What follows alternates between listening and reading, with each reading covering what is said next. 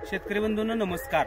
आज या ठिकाणी तुम्ही आंबा बागेमध्ये या ठिकाणी तुम्ही हा पालवीचा प्रकार जो तुम्हाला दिसतोय, तर या ठिकाणी आपण केशर आंबा बागेमध्ये फ्लावरिंगच्या वेळी जर आपल्याला पाणी व्यवस्थापनाचं जर व्यवस्थित अचूक मार्गदर्शन नाही भेटलं तर या ठिकाणी आपण आपल्या बागेमध्ये मोहर कमी आणि पालवी जास्त आपल्याला या ठिकाणी दिसत असेल, तर या ठिकाणी जर चुकून जर आपल्या बागेला जास्त पाणी झालं असेल किंवा नत्रयुक्त खते जर आपल्या बागेला मिळाली असतील तर या ठिकाणी आपण आपल्या बागेला ड्रिपच्या मार्फत किंवा फवारणीच्या मार्फत पोटॅशियमची खते असतील किंवा ड्रिप मार्फत 60-20 या ठिकाणी आपल्याला प्रति एकर 3 ते 4 किलो 60-20-00 आपल्याला द्यायचं आहे।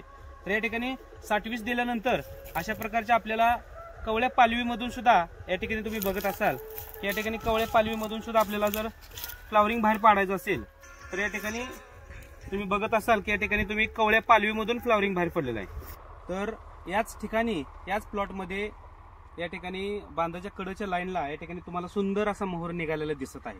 तर हा 100% मोहर निघण्याचं कारण एकच आहे की या ठिकाणी शेतकऱ्यांच्या दुर्लक्षामुळे या ठिकाणी बागेला थोडंसं पाणी कमी पडलेलं आहे। तर या ठिकाणी तुम्ही बघत असाल तर हा 100% मोहर या ठिकाणी तुम्हाला दिसत आहे। या ठिकाणी तुम्हाला कुठल्याही प्रकारची पालवी दिसत नाही।